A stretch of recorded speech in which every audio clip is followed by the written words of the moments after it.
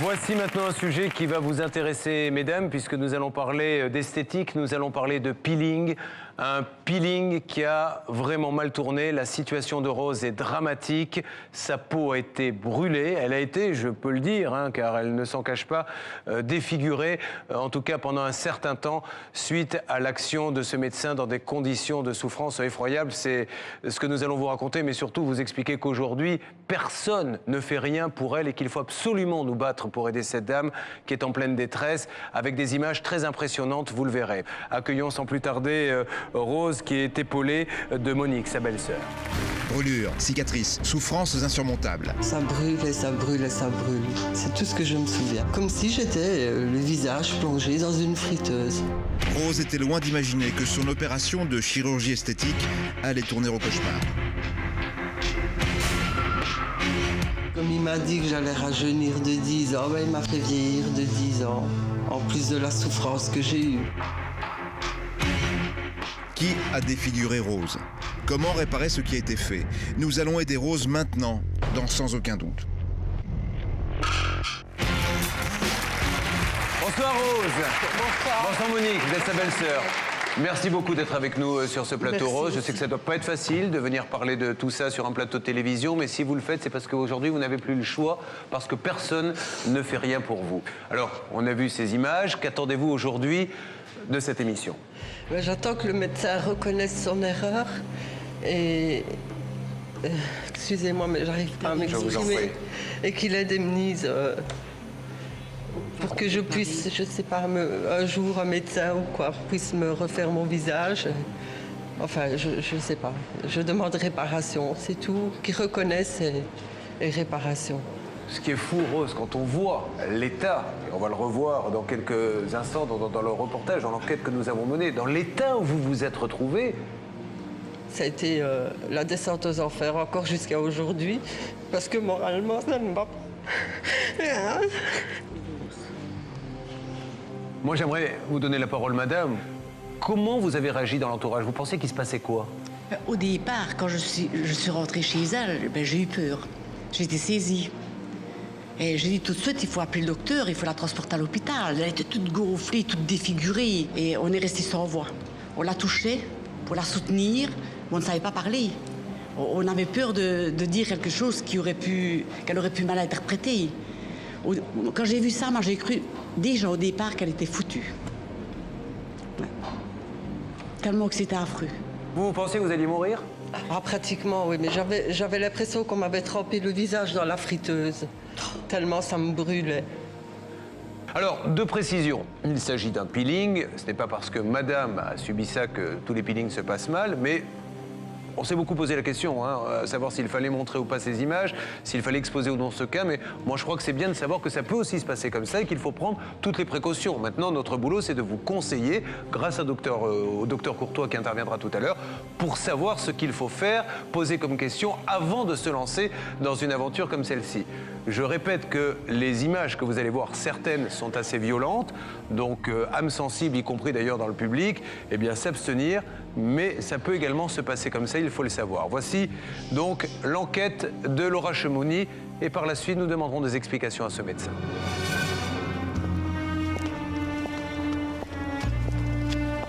Qu'est-ce que je pouvais rire avant? Je me sentais super bien dans ma peau. J'étais attirante, j'étais mignonne et je voulais devenir encore plus jolie.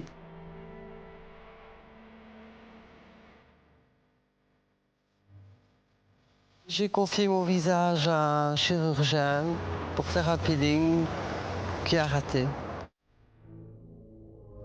C'est en Belgique que se déroule l'histoire de Rose. Une femme douée pour le bonheur, une femme ravissante et très coquette. Seul un détail la complexe, 2 cicatrices sur une joue, séquelles d'un accident de voiture. Un jour, elle rencontre un chirurgien, nous le nommerons Monsieur T, qui lui fait une proposition, une belle promesse. Il m'a proposé, il m'a dit je saurais faire quelque chose pour vos cicatrices. Vous allez avoir une peau de bébé, vous allez rajeunir de 12 ans. En fait, c'était pas pour rajeunir, puisque je ne suis pas encore trop âgée, mais c'était surtout pour avoir une belle peau, nickel. Et voilà, je lui ai fait confiance jusqu'au bout. Aujourd'hui, le rêve de Rose a viré au drame. Sa peau est dépigmentée, fripée, ses pores dilatés. Pire, d'étranges réactions cutanées sont brusquement apparues. J'ai des boules ici en dessous des yeux. J'ai 2 espèces de taches brunes. On pourrait dire des points de beauté, mais ça ne l'est pas du tout. C'est totalement déformé. Ici et sur le coin, là. Les gens ils pensent que j'ai peut-être un bouton, mais c'est pas un bouton, c'est une mauvaise cicatrice due toujours à ce peeling. J'ai mon sourcil droit qui ne repousse plus. À la place, comme il m'a dit que j'allais rajeunir de 10 ans, il m'a fait vieillir de 10 ans, en plus de la souffrance que j'ai eue. Le peeling est un acte qui doit être réalisé par un chirurgien plasticien. En quoi consiste réellement cette intervention? Le docteur Budeau de Liège nous l'explique. Un peeling, c'est un traitement bien particulier de la peau qui consiste à, d'une part, effacer les taches qu'on n'aime pas au niveau du visage et d'autre part, essayer d'atténuer autant que possible les rides et les ridules. Il y a grosso modo 3 peelings différents. Un peeling superficiel, un peeling moyen et un peeling profond. Le 3e peeling étant le peeling le plus profond, qui lui consiste en général est fait à base de phénol. C'est un peeling profond à base de cet acide puissant qu'est le phénol que le docteur T va proposer à Rose. Avant d'attaquer tout le visage, le chirurgien lui propose de faire un essai sur une partie de sa joue. Il m'a fait l'essai dans une espèce de... C'était un ancien magasin de vêtements, certainement. Oui, je ne sais pas, qui était en travaux, il n'y avait rien. Il m'a fait cet essai là-bas, debout. Il y avait C'était un chantier. Un chantier. Un chantier, ouais. Il m'a appliqué un produit sur la joue droite d'à peu près un rond de 2 cm de diamètre. Et puis c'est tout. Je pensais que tout était prêt pour réaliser mon rêve, quoi. Un rêve d'autant plus attirant que le chirurgien propose à sa cliente une formule très alléchante, du genre satisfait ou remboursé. Pour le peeling, il a dit, écoutez, vous ne payez que à la fin, quand vous aurez des résultats. Donc en me disant ça, je me dis, ok, il est sûr de lui, il n'y a pas de problème. Mais au dernier moment, le chirurgien réclame la moitié du règlement le jour du peeling. J'ai donné 750 € pour démarrer et j'ai soldé les autres 750 € une semaine après l'intervention. J'ai payé en liquide. Avec déjà 750 € en poche, le docteur T peut commencer le peeling. Nous sommes le 26 juillet 2005, il est 11h du matin. Je suis rentrée dans le cabinet, il m'a installé sur la table. Le médecin m'a appliqué le produit. Directement, on ne voyait rien, mais on voyait que ça faisait comme quelque chose qui brûlait. Et tout ce que je me souviens, c'est d'avoir dit ça brûle. Ça brûle et ça brûle et ça brûle. C'est tout ce que je me souviens. Comme si j'étais le visage plongé dans une friteuse. Ça devenait blanc, puis ça. Et plus le produit restait, plus à crier, je vais mourir, ça brûle, ça brûle. Et le docteur, il ne savait pas quoi faire. Il y avait une fenêtre, il ouvre la fenêtre. Puis après, lui, il est allé chercher un ventilateur pour mettre devant sa figure, pour essayer, mais il n'y avait rien à faire. Et puis au bout d'une heure ou une demi-heure, ça ne calmait pas. Puis il a dit, vous pouvez retourner, qu'il dit, ça va se calmer après, mais ça ne s'est jamais calmé. Et je voyais ça d'heure en heure évoluer, puis pour finir, le lendemain, ça devenait noir, comme si on l'avait oublié sur un barbecue, là. Et dès lors, le visage de Rose va se transformer à vive allure. Les clichés suivants sont insoutenables, alors nous avons préféré ne vous en montrer que quelques morceaux.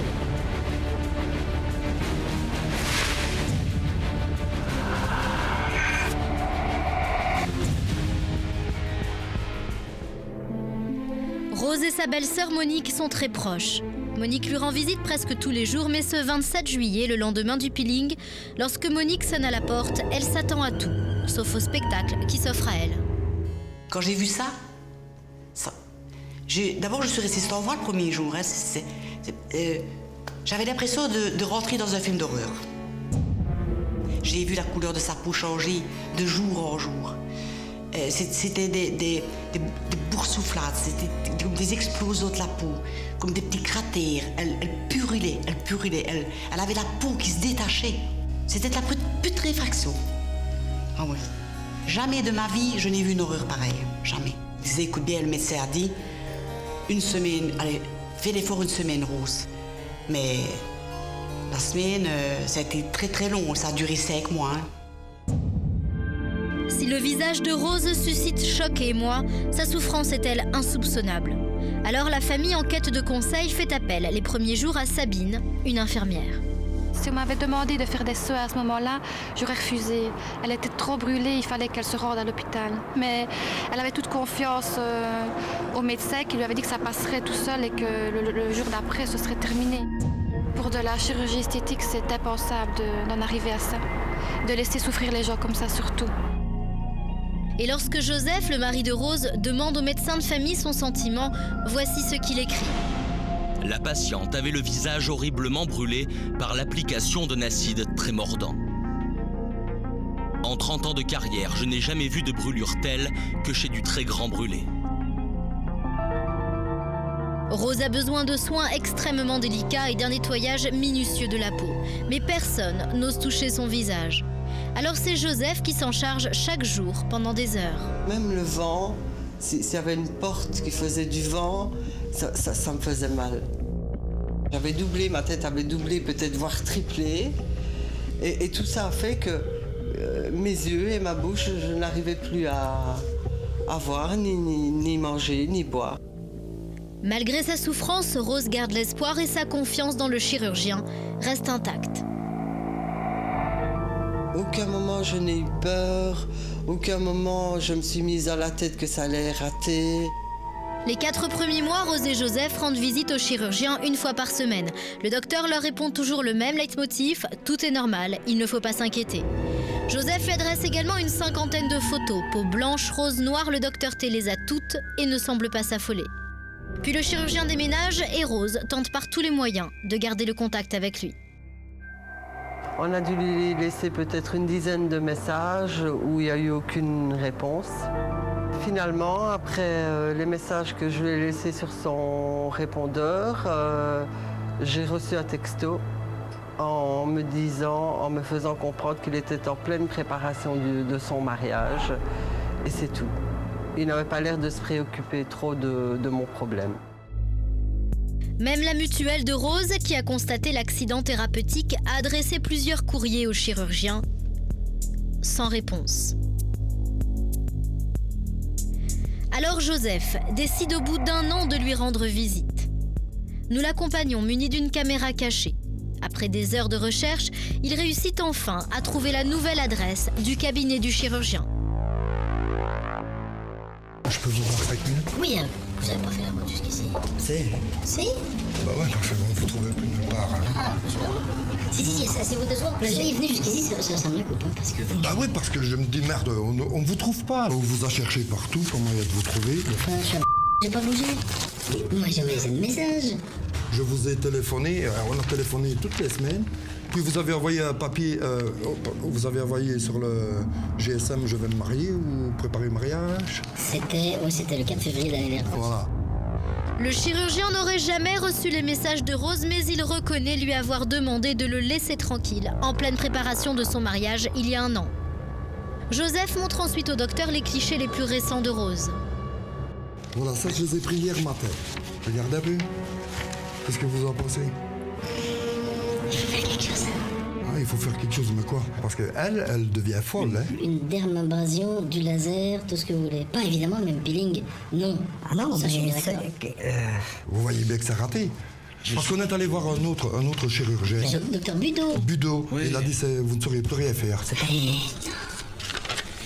Bon, lui, il a dit on peut plus rien faire. On peut plus rien faire. Merci. Moi, si vous aviez cette peau-là et que vous disiez il n'y a plus rien à faire, vous me croiriez ou pas? Non. Avec un aplomb surprenant, le chirurgien affirme avoir une solution, du laser. Et lorsque Joseph lui demande s'il a déjà effectué un peeling complet du visage avant Rose, écoutez bien sa réponse. Vous n'avez jamais fait un visage complet? Comment? Chez elle? Non, chez vous, là, de ce temps-là. Parce que quand j'ai demandé à l'infirmière l'année... Entre-temps, j'en ai fait. Entre-temps, il y en a. Entre-temps, oui. Mais c'est le premier que vous aviez fait, le complet, qu'elle m'a dit l'infirmière. C'est possible. Avant l'opération, il y avait les cicatrices de l'accident. La peau n'était pas aussi vilaine que ça. C'est fabuleux, le docteur reconnaît même qu'avant le peeling, la peau de Rose était en meilleur état. Ce chirurgien extrêmement lucide et n'ayant peur de rien propose même à Joseph de faire repasser Rose sur le billard.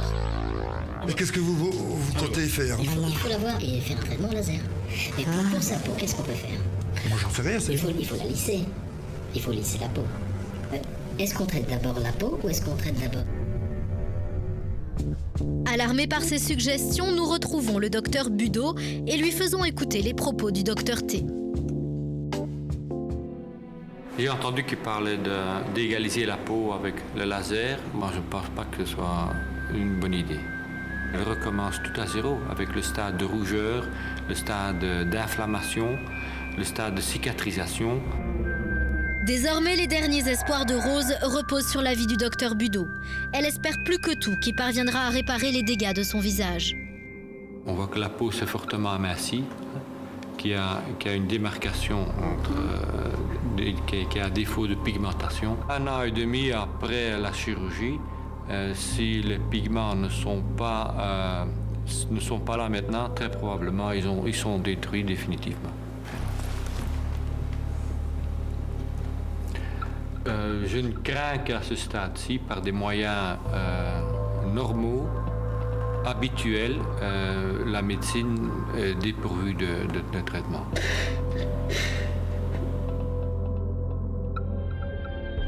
Un rapport d'expertise réalisé en 2006 est formel. C'est le phénol qui a été mal utilisé, surdosé. Et c'est pour cette unique raison que la peau de Rose est si fripée et abîmée. Si depuis quelques mois, Rose ne souffre plus physiquement, sa plus grosse détresse est aujourd'hui psychologique. Son reflet lui est à peine supportable. N'importe quelle fille, je la trouve jolie. Je me trouve horrible. Je dois faire de la peine quand même. Par moments, il m'arrive de rêver d'enlever ce masque et qu'on me déposerait un plus beau masque. Tout simplement.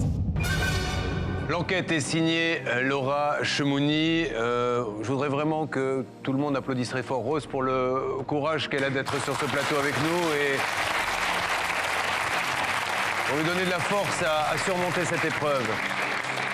Donc Rose, plusieurs points dans ce reportage. Déjà, ce qu'il faut bien savoir, c'est que là, ce soir, vous êtes maquillée, etc., mais que vous avez la peau quasiment à vif. Vous souffrez énormément et surtout, socialement, vous avez dû, je crois, arrêter même votre travail parce que vous étiez au contact d'enfants. J'ai tout arrêté. J'ai arrêté de conduire mon enfant à l'école. Je vais faire mes courses quand on ne peut pas y aller pour moi. Quand je vais faire mes courses, je sais à quelles heures je dois aller où il y a le moins de monde. Je vais toujours dans les mêmes magasins. Vous vous cachez? Je me cache. En permanence, je me cache. Que s'est-il passé lors de cette opération? Comment ce médecin va-t-il justifier le résultat de son intervention sur le visage de Rose? Y a-t-il eu surdosage de produits? Pourquoi n'a-t-il pas demandé depuis ce drame des nouvelles de sa patiente? Ce sont les nombreuses questions que nous voulons poser à ce médecin. Voici ses explications. C'est une dame qui présentait depuis de nombreuses années des taches hyper et hypochromiques au niveau du visage, des cicatrices aussi dues à des bris de verre. Elle avait eu un accident de la route. Tout à fait, oui. Et on avait fait un test le 1er mai, il y a 2 ans, je crois, sur une joue, puisque j'avais fait du néopil, donc du peeling au phénol, qui n'avait donné aucun résultat sur une cicatrice. Donc on s'était regardé droit dans les yeux, on avait fait une bonne séance d'information. Et on s'est décidé à faire le multipile et non pas le néopile. Oui. Le seul, à mon avis, gros problème que l'on a eu, et ça on le savait déjà au départ, c'est la distance entre son habitation et ma pratique privée à Bruxelles. Donc je n'ai pas pu la voir tous les jours comme il se doit les premiers temps. Problème de dosage, non, parce que dans ce genre de choses, vous avez le catalyseur, vous avez les produits de principe actif et finalement vous avez votre peeling qui est vraiment très profond. Quant aux douleurs, elles sont classiques à ce niveau-là. On n'a pas regardé souffrir en ricanant. Donc, les antidouleurs qui ont été prodiguées, elles ont été, en oui, mais vous avez vu quand même le résultat. Ça me paraît quand même... Alors, moi, j'ai perdu de vue cette dame il y a plus d'1 an. Parce qu'elle avait souhaité prendre un avis ailleurs. Et donc, voilà. À ce jour, est-ce que vous êtes disposé ou est-ce que vous avez déjà fait une déclaration à votre compagnie d'assurance? Parce que je crois que la mutuelle a essayé de vous joindre, tout le monde a essayé de vous joindre. Et non, vous... ça, excusez-moi, mais je suis inscrit comme tous à l'ordre des médecins, j'ai mon assurance.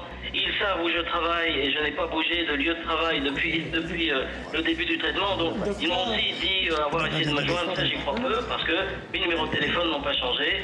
S'ils m'avaient laissé un message, je croyais bien que je les aurais rappelés. Docteur, donc, de toute façon. Excusez-moi. Oui, déjà, bonjour.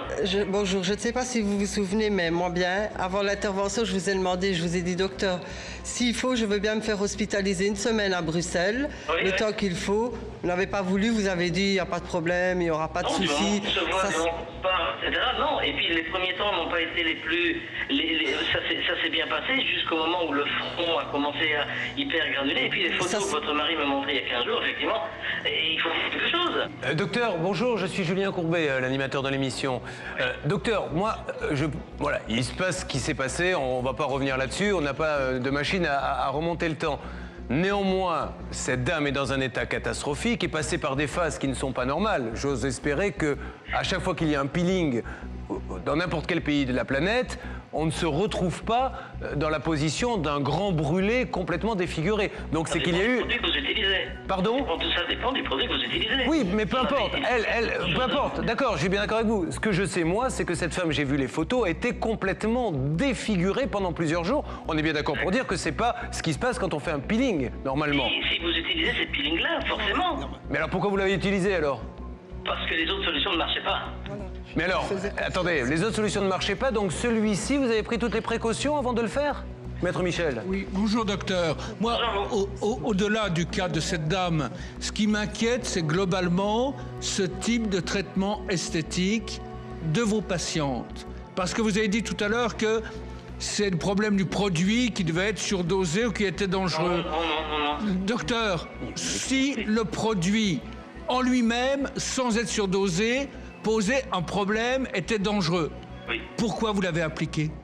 Parce qu'il n'y avait pas d'autre solution. Alors pourquoi vous avez fait une intervention qui n'était pas vitale, qui n'était pas indispensable pour sauver cette dame, qui était purement esthétique, même si elle avait des problèmes avant? Pourquoi avoir utilisé un produit dangereux et ne pas lui avoir dit avant qu'il était dangereux? Deuxième question, docteur. Est-ce que vous avez déjà avant... Pardonnez-moi, je réponds d'abord à une question. Allez-y.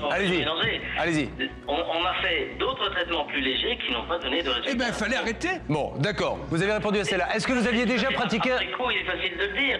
Cette patiente aurait été ravie. On n'en serait pas là aujourd'hui. Ce sont des traitements qui fonctionnent. Excusez-moi, docteur. Quand j'ai eu l'avis du docteur Budeau, pour moi, tout était fini. Ce jour-là, ça a été fini. Mon rêve s'est écroulé. J'avais de l'espoir jusqu'à ce jour-là. À partir du moment où le docteur Budeau m'a confirmé ce qui s'est passé, c'était fini. J'avais plus aucune raison de venir vous voir. Docteur, juste une question, moi qui me turlupine. Quand elle brûle et visiblement hurle de douleur dans le cabinet, vous ouvrez la fenêtre apparemment et vous mettez un ventilateur. Non. Non, qu'est-ce qui s'est passé exactement? Vous l'avez rincé à l'eau? De quel moment parlez-vous? Le moment où elle s'est mise à hurler de douleur. Le jour où le traitement a été appliqué. Dans les minutes qu'on suivit. Pardon? Dans les minutes qu'on suivit, visiblement, cette dame s'est mise à hurler. Non. Non, le traitement a duré une demi-heure, 3/4 d'heure, avec ce qu'on appelle en Belgique du dormicum, c'est-à-dire quelque chose pour relâcher les patients. Avec du dormicum, vous pouvez avoir des réactions diverses et variées. C'est sûr qu'un peeling comme celui-là... Docteur, ça brûlait comme c'était pas possible. J'ai hurlé tellement ça brûlait. Mon mari pourra le confirmer. Sur la fin du traitement... Sur la fin, forcément, une fois que le produit était appliqué, c'est là que ça a démarré. Et là, à ce moment-là, qu'est-ce que vous avez eu comme réaction? Qu'est-ce que vous avez trouvé comme action à mener? On donne des calmants, je vais donner des calmants, des antidouleurs, des anti-inflammatoires, des antidouleurs, et puis on a rafraîchi la température de la pièce, qui est évidemment antidouleur aussi. Nous allons donner la parole, il est en ligne avec nous, au mari de madame, je crois. Oui. Monsieur, bonjour. Bonjour. Vous, monsieur, quand vous étiez dans le cabinet, puisque vous avez été l'accompagnateur de votre épouse lors de cette intervention, est-ce qu'elle a effectivement hurlé de douleur? Ça, c'est ma première question, mais de manière significative. Oh, bien sûr, je croyais même qu'elle allait mourir, là. Mais dans le cabinet, hein? Oui, oui, oui. Bon, et quand elle a hurlé de douleur, qu'est-ce que vous avez pu constater? Quelle action a mené le médecin? Est-ce qu'il l'a rincé avec de l'eau, par exemple? Non, il l'a mis dans une autre pièce. Il a ouvert une fenêtre, il a amené un ventilateur. Et je voyais qu'il paniquait, quoi. Donc, c'était pas normal pour moi. Ça, docteur, vous le contestez? Mais je ne veux du mal à personne. Et je suis sûr que s'il était devant moi, les mots choisis seraient différents. Paniquer n'est pas le mot. Quand on veut rafraîchir une pièce, qu'est-ce qu'on fait? Vous mettez un ventilateur, vous ouvrez la fenêtre et je lui avais... Mais c'était pas la pièce qui était en danger, c'était madame. Pourquoi vous vouliez rafraîchir la pièce? La pièce dans laquelle était la patiente. Mais pourquoi vous vouliez la rafraîchir? Je ne vais pas rentrer non plus dans les détails, mais il est évident que quand vous avez une brûlure quelque part et que vous avez déjà appliqué de l'eau, que la peau est morte en surface et que les douleurs viennent de la profondeur, vous rafraîchissez la patiente avec tous les moyens du bord. Et alors pourquoi vous ne l'avez pas hospitalisée à ce moment-là? Vous en parliez tout à l'heure. Cette dame manifestement des brûlures anormales. Le produit avait mal réagi. Vous dites vous-même que c'est le produit qui a un effet anormal. Le produit avait mal réagi. Mais pourquoi est-ce que vous ne l'avez pas fait hospitaliser? Elle avait des brûlures gravissimes. Les brûlures, elles ne sont pas venues après. Elles apparaissent immédiatement. Quand il y a un niveau de brûlure, pourquoi vous n'avez pas appelé une ambulance? Il n'y a, à mon sens, pas d'ambulance à appeler ce jour-là, pardonnez-moi. Hein. Bon, d'accord. Docteur, avez-vous réutilisé ce produit depuis? Oui, oui. Sur d'autres patientes? Oui, oui, pas sur une chaise. Et ça s'est bien passé? Oui, évidemment, à chaque fois que vous utilisez ou vous envisagez un traitement, qu'il soit médical ou chirurgical, au plus il est lourd, au plus les risques sont graves aussi. Voilà, est-ce qu'aujourd'hui vous êtes dans la position de lui dire « je me suis trompé, je suis désolé madame, je vous présente mes excuses, ça s'est mal passé » ou est-ce que vous êtes dans la position, parce que c'est ça que j'arrive pas à comprendre, de dire « moi j'ai fait tout dans les règles de l'art, c'est la faute à pas de chance ». Quelle est votre position exacte? Dire que tout était fait dans les règles de l'art, non, je ne peux pas non plus dire ça. Alors qu'est-ce qui n'a pas été fait dans les règles de l'art? En maximalisant la sécurité, la garder une semaine, la voir quasi jour et nuit... Ah ben, mais je vous ai demandé, docteur, pour être hospitalisé, pour que tout se passe bien. Vous avez dit qu'il n'y avait pas de souci, je pouvais retourner tant que je venais vous voir. Est-ce que vous lui avez téléphoné quand vous êtes rentré chez vous pour lui dire c'est une catastrophe? Oui, mais je lui ai expliqué comment c'était. Et mon mari me prenait des photos. Et lui envoyer sur son Alors, GSM quand vous recevez ces photos sur votre email, j'étais. docteur, qu'est-ce que vous pensez à ce moment-là? Quand vous voyez son état, sa nécrose, et que vous recevez les photos sur votre ordinateur? Mais vous voyez, le problème, c'est que là, vous parlez des photos et vous voyez une nécrose. Elle est attendue, cette nécrose. Elle est désirée. Donc les premières photos sont normales. Attendues. Et puis vous avez une variation d'une... Docteur, est-ce que c'est normal? Non, c'est la suite c'est qui vrai. complique, pas Elle est attendue, elle est désirée, mais elle est dirigée et elle est surveillée. Moi, je pense que vous n'avez rien fait pour traîner la brûlure. On ne peut pas reprocher avoir utilisé du phénol. Il fallait quand même expliquer à cette dame que c'était le plus dangereux des peelings et qu'il y avait y avoir des risques. Et je pense que vous auriez dû énumérer les risques qu'on appelle le consentement éclairé et vous ne l'avez pas fait. Et quand vous avez appliqué le produit, on est d'accord, donc le dosage est parfait, tout est parfait. Mais il y a quand même eu un dysfonctionnement après l'application dans les 10 minutes. Et là, il y a des gestes à faire, comme quand l'avion tombe. Et là, vous n'en avez fait aucun. Bon. Comment fait-on maintenant concrètement, Maître Fellono, pour que l'assurance entre en jeu pour cette expertise? Bon, maintenant, vous êtes informé, hein, voilà. Oui. Vous estimez que vous avez une cliente qui a une réclamation à faire contre vous et que vous paraissez évident que vous la contestez pas, ça ne nous regarde pas, vous nous envoyez juste un fax et il y a besoin d'une expertise, voilà, qui aura pour objet de voir les causes de ce qui se passe, les raisons pour lesquelles ça s'est passé, éventuellement la faute, et votre compagnie d'assurance prendra la décision d'indemniser ou pas. Et ensemble, vous verrez s'il y a une solution physique qui peut être proposée à madame pour améliorer son état. Donc comme ça, tout le monde sera content. Bon. Madame, voilà, vous avez l'occasion de parler avec ce monsieur aujourd'hui, vous avez vraiment besoin de ça. Hein? Oui, j'ai besoin que vous reconnaissiez, et voilà, et que je puisse avancer. Quel est votre quotidien? Non, c'est mon quotidien. Mon quotidien, en fait, je pense que tant que je serai comme ça, je ne pourrai jamais plus travailler. Je suis en incapacité de travail. Je suis suivie par un psy. J'en fais voir à ma famille parce que j'en deviens même méchante par moment. Et voilà comment est ma vie pour l'instant.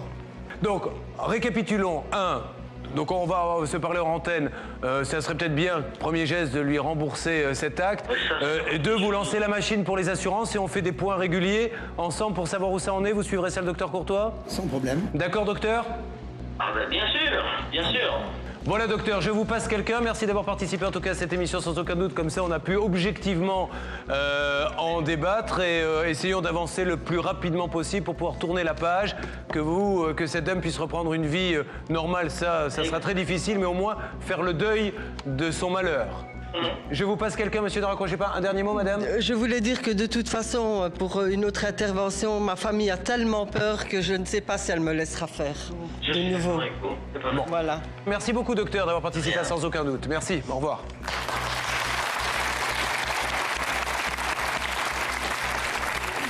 Bon, le point de vue de ce monsieur est ce qu'il est. Nous, ce qui nous intéresse, c'est bien sûr le résultat. Mais donc, docteur Courtois, on a quand même bien noté, car il a été très clair. Et déjà, on peut le remercier d'avoir parlé. Hein. Beaucoup font la politique de l'autruche.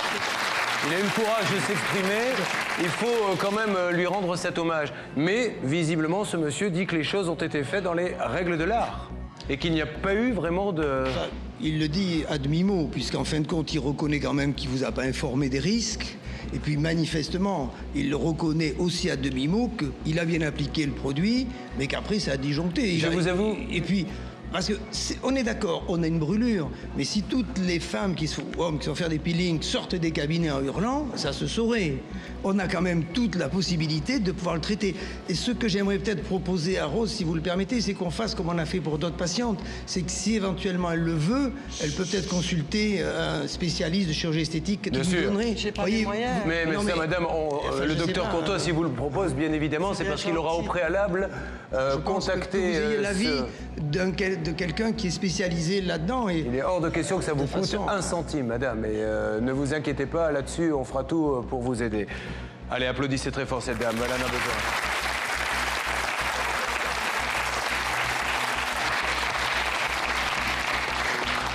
besoin. Nous voulions vous proposer quelque chose, en plus de ces premières bonnes nouvelles, concernant donc ce maquillage. On est bien d'accord pour dire que un maquillage classique ne suffirait pas pour que vous ayez exactement le visage que vous souhaitez avoir, et qu'un maquillage professionnel serait peut-être plus adapté, et au moins vous apprendre à le faire et avec quel produit. Mais nous nous sommes permis de faire venir quelqu'un de spécialisé là-dedans, qui est dans le studio, qui vous attend maintenant, qui va donc, vous maquiller, vous apprendre à le faire pour que, finalement, on ne s'aperçoive de rien. Vous êtes d'accord? Merci. Eh bien, on y va alors. Et puis vous nous rejoignez dès que c'est terminé. Ça va bien. À tout de suite. Merci. À sa sortie du plateau, Rose est confiée aux mains expertes d'une professionnelle du maquillage. Nous voulons, grâce à cela, lui redonner espoir. En effet, Rose s'est coupée de toute vie sociale. Pas de sortie, plus de restaurant, en un mot, plus rien. En attendant une éventuelle intervention esthétique, il faut que Rose parvienne à s'accepter. Ce maquillage professionnel pourrait être une solution. Rose revient sur notre plateau, nous confier ses impressions quant à sa nouvelle apparence. Waouh! Alors Rose, qu'en pensez-vous? Ben, c'est bien, ça fait du bien de se revoir un peu jolie. Ça vous donne envie de ressortir? En étant comme ça, oui. Alors, ce sont des produits d'ailleurs qui vous ont gentiment et vraiment été très sympathique vraiment offerts par Madame Brunel. Merci beaucoup, Madame.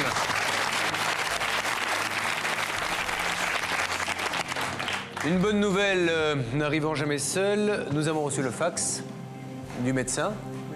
Suite à notre entretien téléphonique, veuillez recevoir donc ce fax par lequel je tiens à exprimer mon plus profond regret concernant le caractère extrêmement négatif de l'évolution du traitement malgré un test positif et mon désir de trouver avec elle une solution à sa situation actuelle.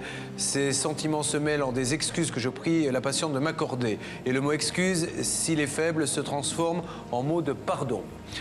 Il va de soi que mon assurance sera avertie dès que possible. Un médecin expert prendra contact avec la patiente afin de démarrer la procédure ad hoc. Enfin, il est évident que la patiente désirant le remboursement de la somme versée le jour du traitement, ce geste sera immédiatement réalisé. Merci.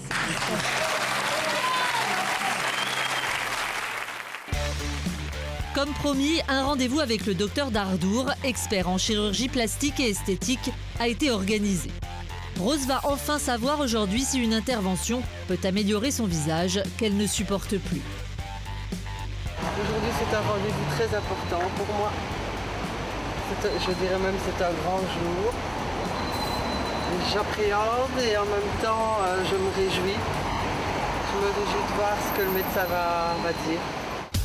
Accompagnée du docteur Courtois, Rose se rend à la consultation. Le rendez-vous est important, le médecin expert préfère examiner Rose en toute tranquillité. Cependant, il nous accorde quelques minutes après la visite. Nous avons éventuellement des traitements qui peuvent améliorer un petit peu son état à l'heure actuelle. On va l'améliorer une fois, on va l'améliorer 2 fois, peut-être.